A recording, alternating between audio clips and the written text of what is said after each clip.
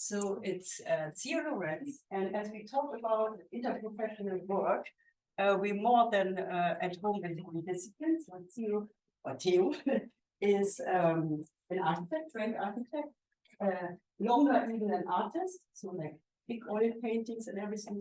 And of course an educator, but as well a chef for plant-based cuisine. So that's a kind of our sustainable approach as well. Myself, I'm, of course, we are running both the interprofessional studio. Theo was creating it in 2008 and running it, like directing it. I am directing the Urban Design Institute in Wuppertal. So that's my main job. But of course, I have as well, I'm the co-founder from the ARS and I do a lot of teaching there as well. So my Friday is AA, all the rest is Wuppertal. And the next one, because we have a lot. If we would have the image from everybody, the whole team, it would be, I don't know, the whole staircase or the whole building. So this is our team from educators. And so we have as well Tony and Richard. Richard is one of the most known sculptors in London. And Tony is from Trinity Laban. So you can see he's a dancer and choreographer. So already from the external examiners, we have a mix from different disciplines. And then the whole team is from choreographers, dramaturgists, filmmakers, architect, of course, as well, singer, David McIman, singer and art historian. So you can see we need the whole mix in order to make all the projects happen. So the course is Master of Arts and Master of Fine Arts, which bifurcates after term 3. In Britain, as you know, it has term rather than semester. So the first term is dedicated to skilling, as we call it, and a series of 6 workshops, one after the other from discipline, which always ends in a full little performance. So every 2 weeks we have a big event happening live, applied in the direction of each of the different disciplines, starting off with writing, then going to music, choreography, stage design and acting. And so bit by bit, they have to deliver with professionals teaching them each of these disciplines. And on the side, they have seminars running for the kind of theory background of this kind of fields. And working forwards, term 2 and 3 are the big applied events. These are always live events, first in London, in a usually quite big venue. Often partners we have from theatres or other institutions which collaborate with us. And then the second one, which is always international. So this year we, for example, going to be in Lisbon, actually in 2 weeks' time, with a 3-day festival there, actually 5 days we can take a conference with it as well. So the students have to deliver entire projects with everything. And people often ask, why is this an architecture training? It's architecture in a nutshell. You have to deliver something within a very specific time. You have to do the budget, you have to do the entire kind of health and safety checking, and you have to manage a huge team of different diverse people around you. And you can deliver it only on time. If you don't deliver it on time, you're not there. It's not happening. So it's probably one of the hardest boot camps for any designer. And architect as well. But that was a quote from a student. Yeah. The second year said, "Oh, I have 8 for that." So we have a studio as well, which is a kind of weird mix between theatre, studio, going back and forth, all the modes of what one has as a studio. So we perform in there, we rehearse in there, but we as well design and build in there. And so it's has to change mode really rapidly. So it's pretty much always in a mess. But at the right time, it's always in the right stage. And that's kind of one of the really exciting things. The methodology we follow is that of out of the air. Meaning, I can explain, we work not out of kind of coincidence, we find initiatives, we overlap this. And I'm going to explain 3 or 4 principles actually, which we work away from towards the principle of out of the air. So what most of us as designers and architects know it's a matter of fact way of work.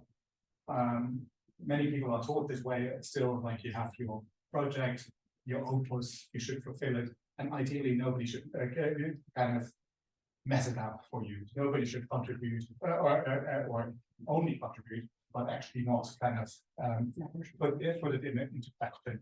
No compromise possible. It's told to us still in this kind of big play of all Dave Stewart and Fountainhead, the architect who suffers in order to get his ideas through. But we all know that actually this will be moderated by default. There is no project which is not moderated from the outset. So, but usually in this process, all the effort goes into as little as possible change. So you actually try to bring it back onto aim rather than anticipate and invite change along the way. So, yeah, again, from that, this kind of the evil client who actually wants to have the bad facade and wants to destroy his vision. And I think this sets us up as artists from the outset to be negative, to be always, oh, I had to compromise, I had to do something which I actually did not. But when we developed over time, actually, in the diploma unit we did around 15 years ago, or longer, is when you follow a principle of matter of concern, that you actually at every given step know that you have to compromise, or not compromise, negotiate, and bringing all the different partners and teams and develop the project at that time to the full extent. So even the first drawing is celebrated as an actual project. It's not just a drawing to serve the next step. It is something which brings everybody together, it's becoming functional, it's a matter of concern on its own right.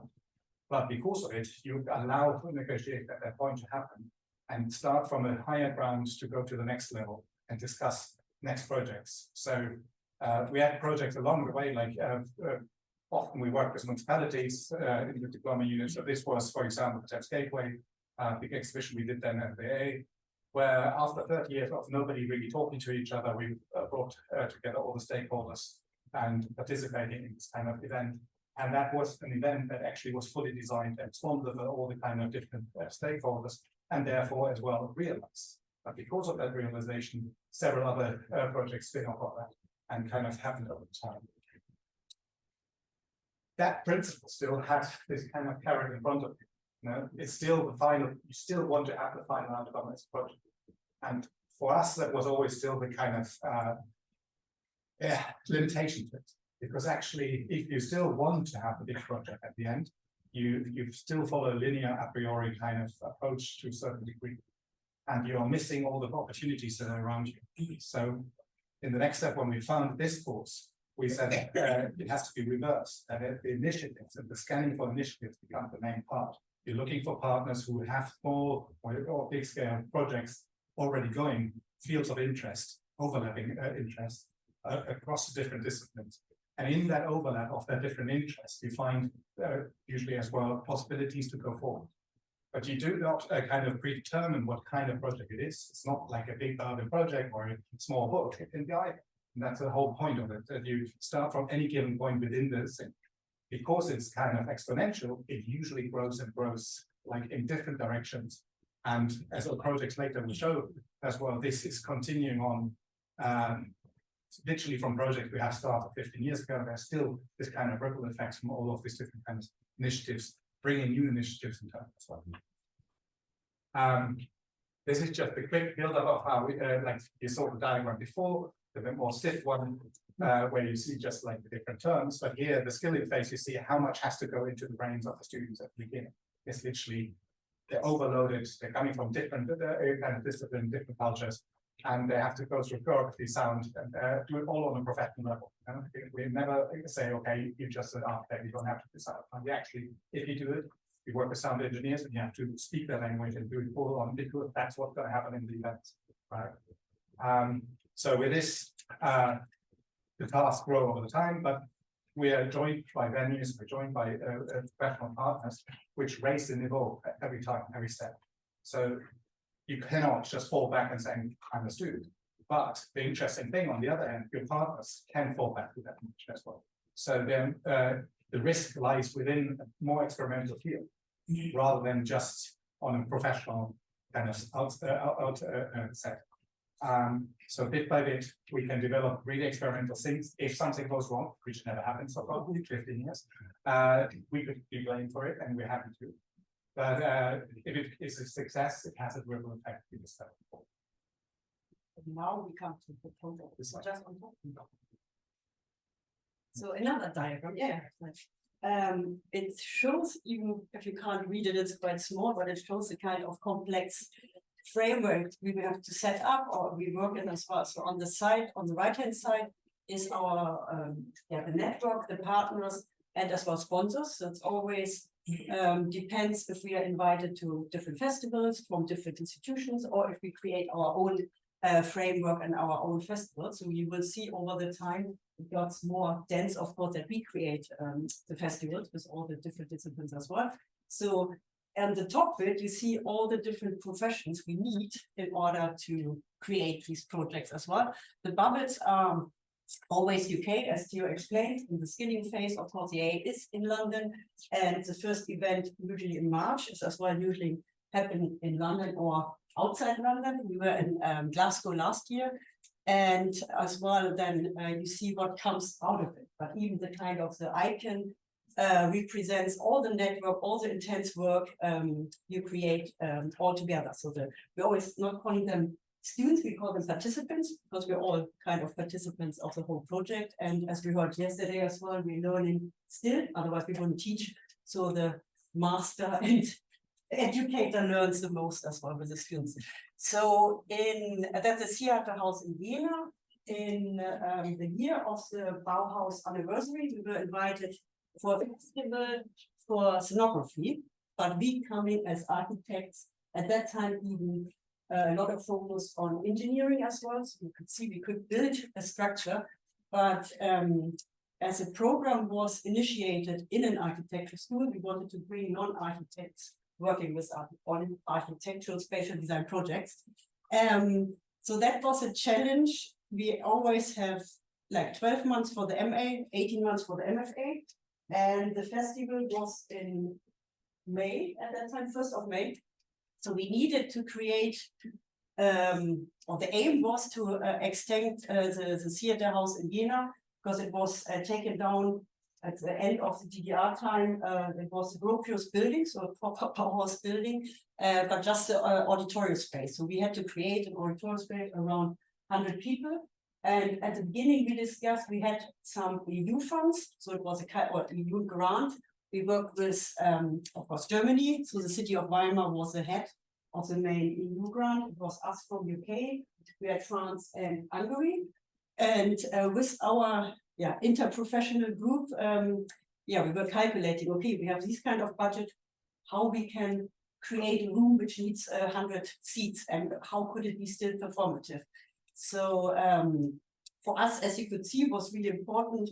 I think the whole design was 2 or 3 months, and even the planning was done by an artist who was not used to be in a collective or in an ensemble. So for him, of course, the skilling at the beginning was a teamwork. And at the end, he worked with us on the planning permission as well. And as you could see, because it was a scenography festival, some of the students created different projects. So one was a really interesting film project, which we could project at the end on the big structure. Another one created a dress, because for us was important. The theater is in the center of Jena, so it is, of course, everybody saw the big structure. They discussed it already when we did build it. What is the really big inflatable doing to the theater? So for us was really important that one of the students created through her project the mediation between the theater and the city. So she walked around, I think in the first week, and had the kind of inflatable structure with her. So she was inflated by people blowing into the tube, and then they could, so the public and the actors on site could know how it works, inflatable structure. You don't have to be faster. Just kind of behind the scenes, it was all packed, as you could see. It was a huge structure. That's why we take a picture as well with people in front of it. It's 950 high. So it wouldn't fit in any inside building. It has to be outside. It was packed in 1 by 1 by 1 and in 1 by 2 by 1. So it was heavy, but usually it would fit in a small van. But it was interesting. So it shows the scaling. So as Theo said, they need to do health and safety check, like whatever, calculating different structures, And at that point, so it was Germany, so we had to calculate it. We had a friend, luckily, that helped us as a civil engineer, because the ballast from the structure needed to be in Germany as a planning regulation, 42 tons. So you can imagine how long it did take to put all the kind of concrete in the kind of perimeter. But then we brought it to the UK. It was in Book Park, it's a kind of the AA facility, the big workshop. I don't know, have a guess. So how much was the regulation for UK? Any guess? No? So 12 tons, so like even a third of it. But that was interesting for us as architects to see. No? We did a lot of structure we built already beforehand, but really in the different framework. That's why we said it's really important as well to bring or to have the events in the UK and to bring it as well outside. Faster. I go through it fast because we want to show the film.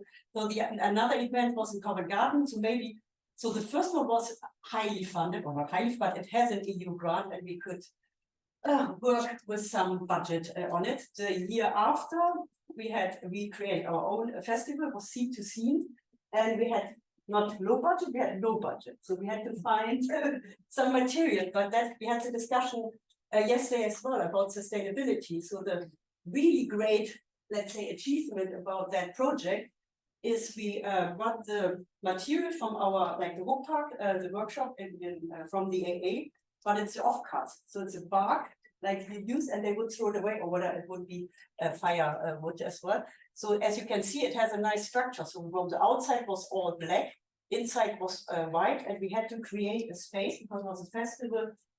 We had the political talks before the election. So even like when they started to cut all the creative budget. So we had really, I think it comes later as well. Yeah, so that was a discussion as well with politicians, with artists, and yeah, we the sponsor created for. So you could see, so even the kind of, it had to work as well for performances. I think that comes later, or it came before. And in the other room, so we had two different rooms. We had the dark room and the light room, and that was as well offcuts from CNC production, which students, like if you don't calculate proper, there are a lot of leftovers. So really we're running around in London. I think we had some universities who gave us a leftover material. As you could see, it created the other room. So including the furniture, everything. And for, yeah, if you can see, it's a bit. A single piece of. And the nice thing also, as well, sustainable and no budget. We brought it to Cologne afterwards. So we were in this kind of creative like another festival. We brought it in hand luggage to Cologne as well. So it's still existing somewhere in Europe now. But that as well, of course. So we have performances. So of course, as we heard already, we have music, we have dance. But we want workshops as well. So in our own festival, which we create, we always have before sometimes interactive workshops. That was at that point the case, or we have discussions as well. So we invite local people to discuss different things.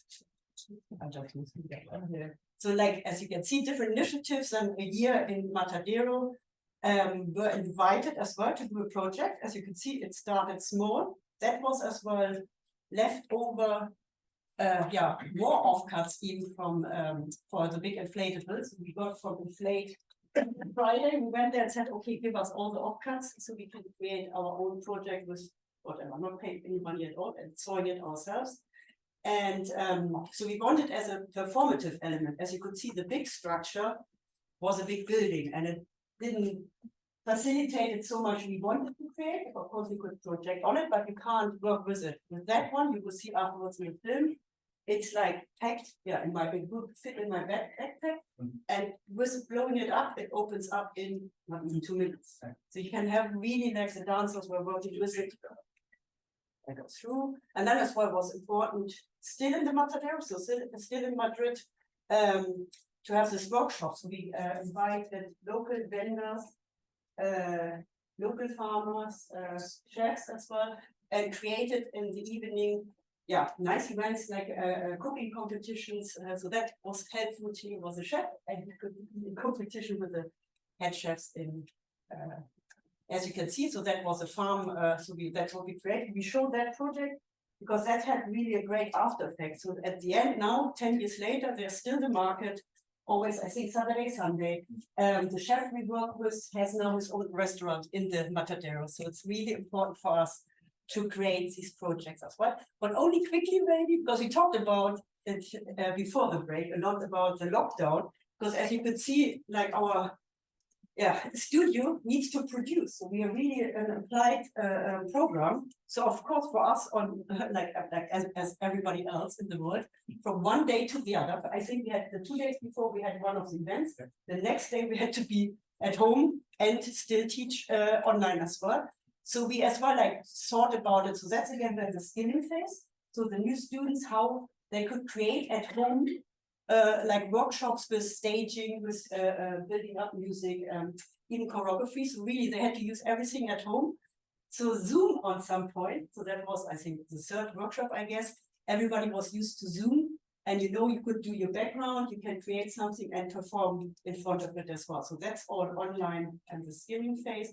As you can see, for us, the first time after 15 years, we had to be not on site. So the one project, luckily, Asia opened up again. So we had an event in June in Shanghai, in Beijing, and in Korea. But the good thing about it, and I can go through that quickly because I want to go through the network. So yes, you can see still created great projects because the MFA had their final exam. So after 18 months, they had to present something and had to build something. But I think the great, or like when we know it's important to create the network, so we could see it when we had saying, okay, let's do something in Beijing. We had all our alumni, we had a lot of partners from before, and they were there on site day and night to create that project as well. As you could see, we were just online. That was one of our view in the night, because of course of the time shift as well. I think from that time we were 24 hours online all the time to create that project. But we have no stop. We have always live events throughout, like somewhere in the world, because of the existing networks we have. Now we're back to the studio, and it's just 1 minute. Yeah, this is just 1 minute to show, and we're gonna have this performance at the Theater next week.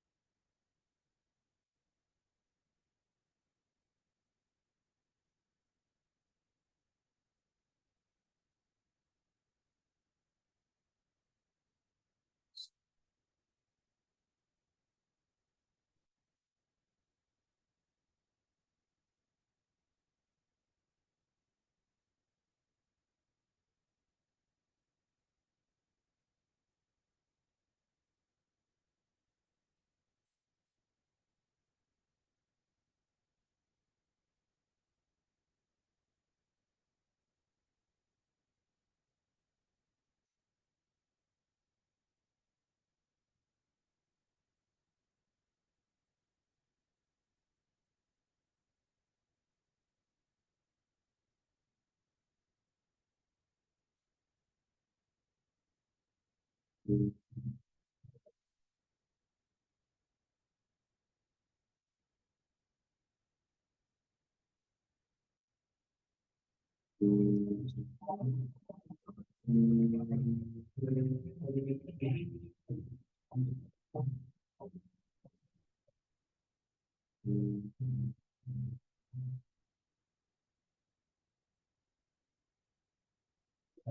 you.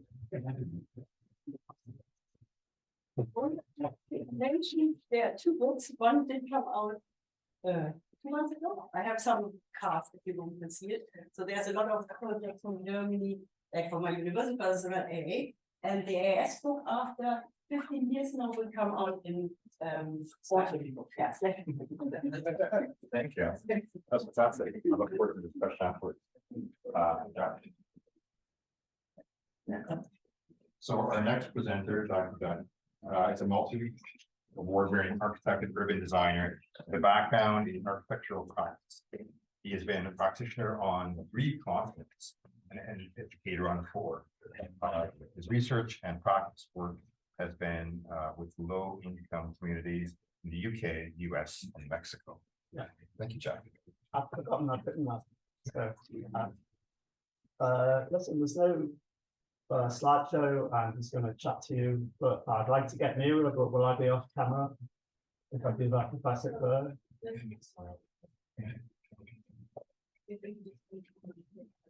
Or shall I just? We maybe turn. It's all okay. Right, well, I'm just going to lift it. Am I on camera? Thanks for attending.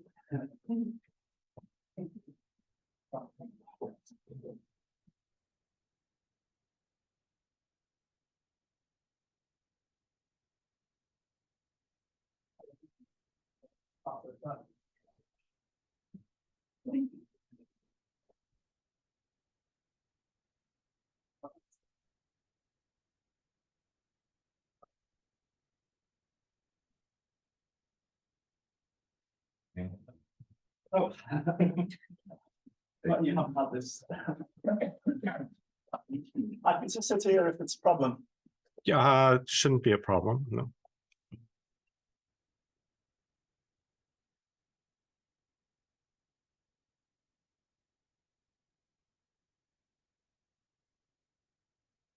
While I'm here, how many people are from this area?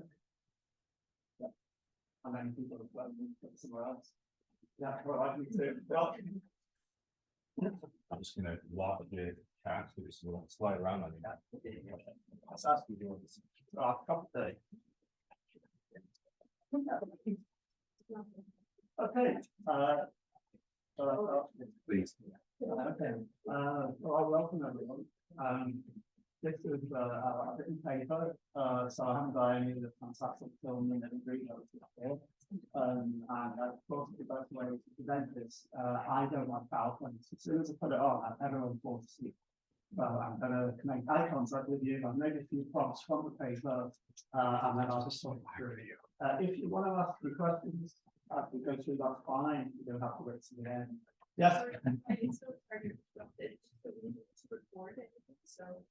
Yeah. You're just trying to figure out what I'm saying.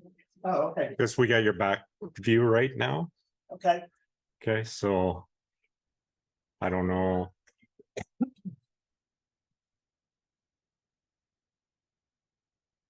Yep.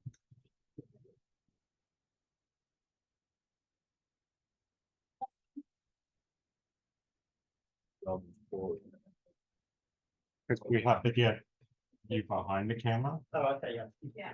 Where would you like to sit? Close is the okay. So like it. Just see if we can. So right there, I've got you right there.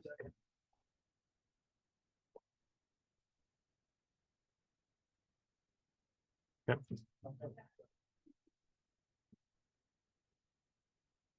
All right. Rolling. Yep.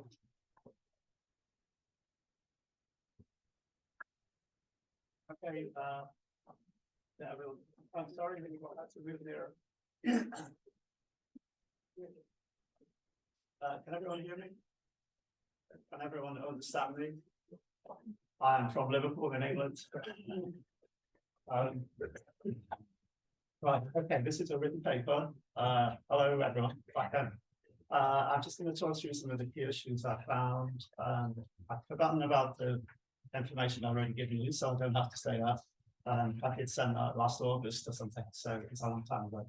I've been a director of studies for masters in architecture degree and admissions for the last 13 years. Recently handed it over to someone else, and that's why I'm free to do this now. And what I'd like to talk about today is the Liverpool School of Architecture. Some of you may know it's the oldest RIBA accredited school of architecture in the world. We were first accredited in 108 years ago. And we've had 6 gold medal winners, and staff and students, Maxwell Fry, James Sterling, who you may know. So it's a sort of well-known institution. And one of the things I do as well as run the courses and teach studio is I'm also an RIBA chairman for international validation. So what that means is that I go to all the schools and help to validate them or help make sure they're doing things right. Just so you know, ours is next month, so it's our turn now where I'm on the other end, so everyone has to do it. What I've written here, I won't read the abstract, but I've written here, just for the video, some prompts. So I'll read it out now, so that whoever's seeing that soon, what you're seeing. I've got it, where it all began, Partnerships Committee in 1990s. And what today is as a fusion between Liverpool University and XJTLU, in China, Suzhou, and how in the last 10 years we've had an influx of Chinese students into our courses. What are the good things? What are not the good things? How are we able to accommodate and assimilate? So this fusion of two cultures. I don't speak a lot about China, but I remember when we were at the Partnerships Committee, which was a university committee where we get inquiries from around the world for links with other, to join us and do collaboration. And this one came in from Suzhou in China, and we all sat around the table. And we said, whether that's sushi, never heard of it. But we said, well, no, it's promising, let's follow it through. And that was in the 90s. And then the first course opened in 2006, I think, the studies in China. We built a whole campus with our Chinese counterparts, a whole campus in China. And we are now what? We're not a satellite or a collaborator. We are what? Yeah. And they have similar courses to us. And in England, they've written our architecture courses at 3 years, BA, 1 year in practice, 2 years MArch, which is what I'm used to run, and then a final year in practice for 7 years to be a fully qualified architect, RIBA. RIBA is Royal Institute of British Architects. I'm just going to assume you don't have a great deal about what we do with it. So this was the shock. 10 years ago, we had, there's 100 students in the BA 1 and 100 in BA 2. And we had 150 Chinese students arrive at quite short notice in BA2. So they actually became the majority of students, and our own students felt in sort of a minority of us. So that was where it all began. And the paper explains that the stuff I've read and things I've looked into is that the Chinese students had an impression of England and Britain based on television programs in China. I don't know whether you get Downton Abbey here, Downton Abbey and Harry Potter, and they thought England was full of lords and ladies. And the paper examines the people have actually said the Chinese students, they were shattered when they arrived in Britain to find out it wasn't all lords and ladies. The drinking culture, a lot of students, especially first years, they're finding a way they go to the pub and drink stuff.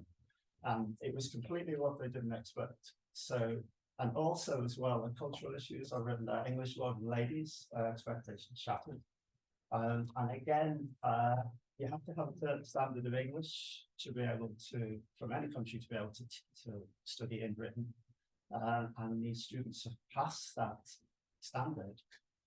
But I discovered that knowing the language doesn't necessarily mean we all mean the same thing. And the next point I put on there is communication, the same language used, but don't assume we all know what it means. I'll give you an example.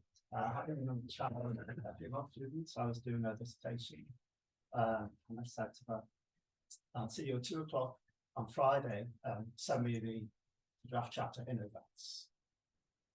5 minutes to 2 on Friday, I had nothing, nothing. And I thought, oh, well, maybe she hasn't done the work. And I thought, I'll make a coffee. So I go from a computer and put the kettle on, make a coffee, I knock on the door at 2 o'clock, and it was the young woman. And I said, oh, listen, you haven't sent me anything. In fact, she said, I did. I said, you didn't. I've been looking for it. She said, no, I sent it now. What she done? She come to my office. She got her phone, sent me the draft, knocked on the door, and walked in. And I went to the computer and looked, and there it was, 1 minute to 2. And I thought to myself, that's my fault. That's not her fault. I should have made it clear. I wanted 3 days in advance so I can read. So I said, look, I explained. I said, look, go and get a cup of coffee, come back in half an hour, give me it, I'll read it, and then we'll do the tutorial. So that's what we did. And I learned then about this idea that we're all going along thinking we know what we're agreed on, but not necessarily. Don't know whether that's happened to anyone else. Now, one of the things about students arriving in year 2 from China is an integration issue, because our first year students, I'm not sure about in Canada, but they all go to student halls because they're sort of just free from their mum and dad, for the first time, and they want to go to bars, clubs, and they're all in halls together. They all socialize together. They study in the studio for a year together. They form friendships, and all of a sudden they start a second year. There's a whole new bunch of Chinese students arrive, who are all lovely, by the way. When you talk to them, they're really lovely people, but they're a bit shell-shocked because they don't really know how they fit in. And also, as well, with the Chinese students, they tend to, obviously, because they've come together, they get apartments together. They speak Mandarin in the apartments. Drinking in culture isn't really an issue for them. They don't tend not to drink, so they'll have it. There's no kitchens in these apartments, so either eat out or they send for takeout. So it's very, very difficult for them to integrate in, and it's nobody's fault, or is it? I mean, really, we should be looking to how can we do this? So that's why I've got communication, and I've got the why are British students always saying sorry? When I spoke to start new students, this paper is based on an 8-question questionnaire to the Chinese students. Certainly what are the cultural differences? For instance, one student said, I said, Chinese cities are millions and millions, and Liverpool is 500,000. I think Toronto is 3 million, and they think of it as small. And I said to the one young woman from Shanghai, I said, what do you like about Liverpool? And she said, well, I really like the sky. And I laughed and I said, well, don't you have sky in Shanghai? She said, yes, but you can't see it. And that was a reference to the pollution there. And other instances they find really, there are positives as well, things that they found, and they would never put this on any of the questionnaires. But they told me in person in interviews is that gay couples can walk along the street and can't just sit down city centre, which I believe is not so easy to do, when they're at home. And the freedoms that are given, we sort of take for granted. So they do enjoy the atmosphere at Liverpool, which is quite laid back. Has anyone been to Liverpool? Okay, it's just, yeah, great. So what did you think? Well, many times, so Yeah, familiar with it. I like it. it's sort of secret, isn't it? It's not as hectic as London. It's really nice. Okay, so on that point, yeah, probably one of the things I should have said was that I did a questionnaire for 150 students and I interviewed 40 staff. It's not just for this paper, there's so much information, I'm going to include more things on it, but it was quite in depth and I looked at a lot of the studies.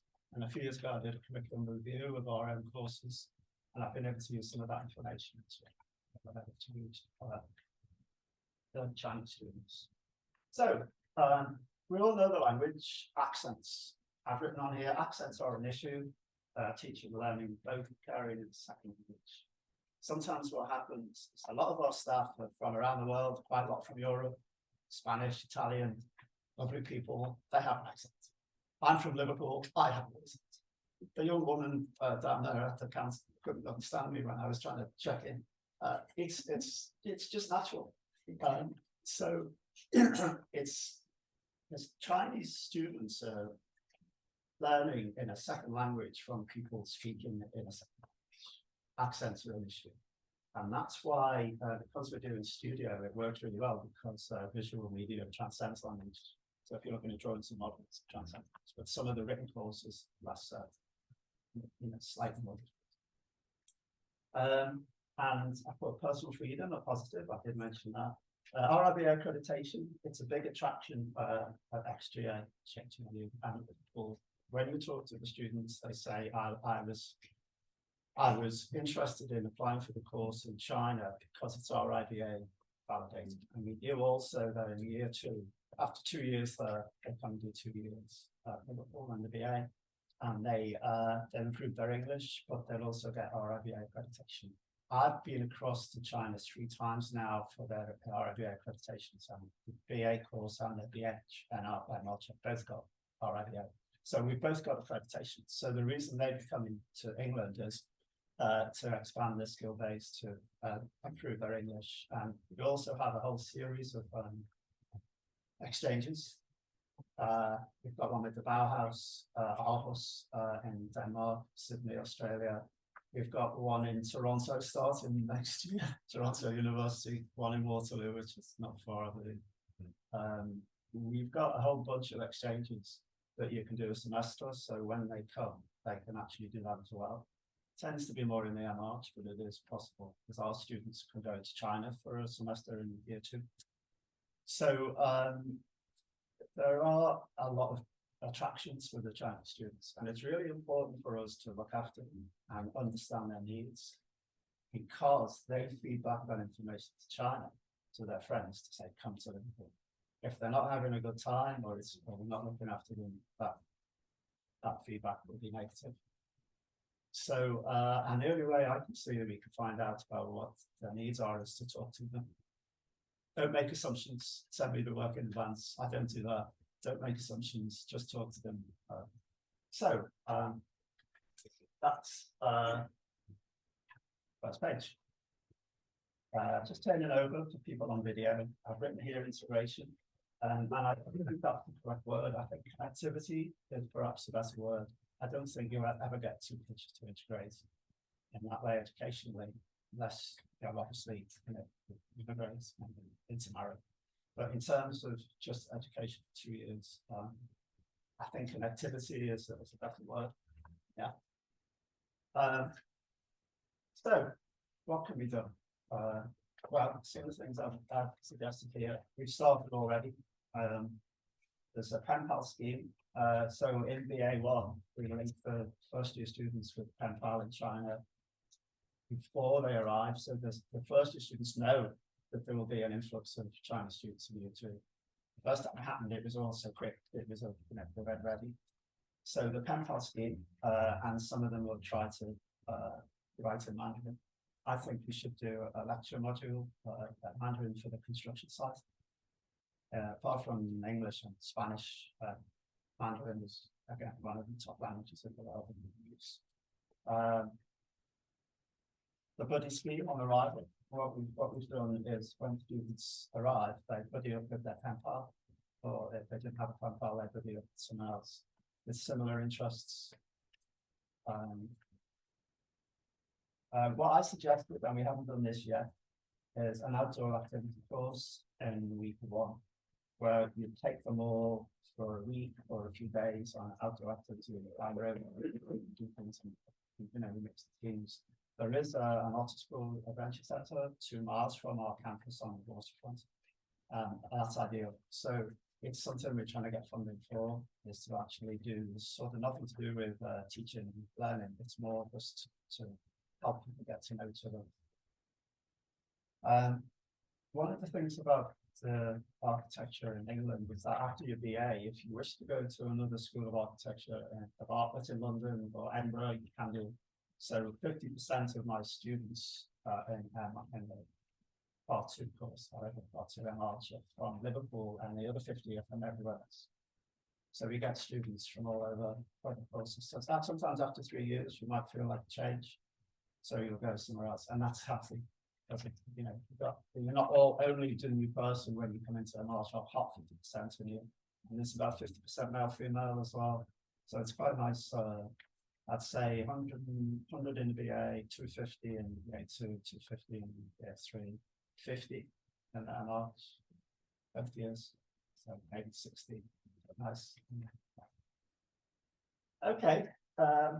Also, we're just taking site visits and mixed teams. A lot of the projects are based in Liverpool, so we get to use the city as a laboratory. Often the Chinese students will then go out of their accommodation, but if we do sites all in the city, then and we mix in with new students, then again, we start to get to know the city a bit better. One of the things about MR, which is unique as far as I know in the world, is that we do all of our design projects in teams. So 3s and 4s. So the teams are self-formed, and a lot of it now is happening in Chinese and Arab students who mix it together to form teams. All about different strengths, and that team stays together for the year. It does all of the studio work together, and if the mark for that scheme is 70%, everyone gets 70%. You don't divide it; it's a unit, and that's how it works in practice. You don't work individually in practice; you work in teams. So we introduced that early, and it took a bit of time for the RIBA to understand what we're trying to do. And say, well, how do you know if they're any good or they're any good? And they might be. It's a key. Every student will have worked on every drawing. It's not just I'll do the plans, you do the elevations. They work on every drawing. And that's a great thing for the Chinese students, and they're in their knowledge. I've got sports, bring to the fore. One of the things Chinese students said they were really surprised about was the relaxed attitude of English students to their studies, and the fact that they play basketball and football on courts outside during the day, and they really liked that, so they joined in. So again, anything that's not educational, there are other ways to form bonds, and sports was, especially with drink, alcohol is a good one. And I think that's something we're trying to organise now, is different sports games and competitions between the I don't know whether you have this, I don't know what the Canadian students are like, but British students, it's a cultural thing where they don't want to appear to be working too hard. It's not cool, you know. So they'll give this impression that they're back, not really doing very much, going down to the pub, and then they'll get top marks. They get top marks for a reason, because they're working hard, but they don't want anyone to know it. And the Chinese students picked up that the students in Britain don't work very hard, they're not interested. And yet they have a pride in themselves in working hard. Whereas in England, it's like, yeah, whatever. And then they're getting top marks, so they realise that actually British students, it's a front, it's an act, it's a pretense that they do work hard. They just don't want anyone to, you know, to show it. Do you have that in Canada? Do people think it's cool not to? Yeah, I tend to think they outgrow it by end of high school. Oh, okay. maybe our first year's on. Okay, and then finally, there's some of the things where there's more stuff in the paper, but there's some of the things that I think we're doing, and some of the things we already are doing. And there are other information in the paper particular to each year, you know, what we could do for each year. For instance, in third year, you join a tutor for the whole year. Yeah, the whole 9 months with that one person in that one group. And I'm arguing that at Christmas in January, halfway through, they should switch to another tutor, different bunch of students. Otherwise, if you like a ship and just sailing to the end of the line, I think we should mix it a bit. And after one semester, I think that's possible. You've got to know the tutor. So, and final point I've made on here, it says Chinese and arts graduates. I mean, we have been doing this for 10 years. are now working locally. And we're having them back in as guest thesis design critics. But on our panel with, you know, we've got Jenna, we've got Ian Ritchie, we've got Matthew Wilford, unfortunately, who just passed away. He's a good friend of ours and a good guest critic, Jim Sterling's partner. So they are coming in on the same level as these top architects, and they're becoming our guest critics as well. And the Chinese students in which, you know, of course, they really love it because they've got somebody they feel they can relate to more. So not only have they started as students 10 years ago, and they're now coming back as guest tutors. So what that means, I think, is that we had to sort of firefight when it first began, but we've assimilated and we've been able to adapt and get better. There's still things we can do, but most of the Chinese students I spoke to in the interviews are happy with how we've adapted and how things are going. And we're also giving more information about England before they come over from China, so they know, you know, I'm not like Harry Potter or Harry Potter or whatever, for instance. So we're just ordinary people, but culturally different. So I don't know whether that's 20 minutes, but on that note, I'd like to end, and I'd like to thank all of the people. I know there's 66 conference presentations over these 3 days. So just to get you here for me, it was just delightful. So thank you for that. So I'll take questions, but I'll just finish there. Is that good? Yeah. Yeah.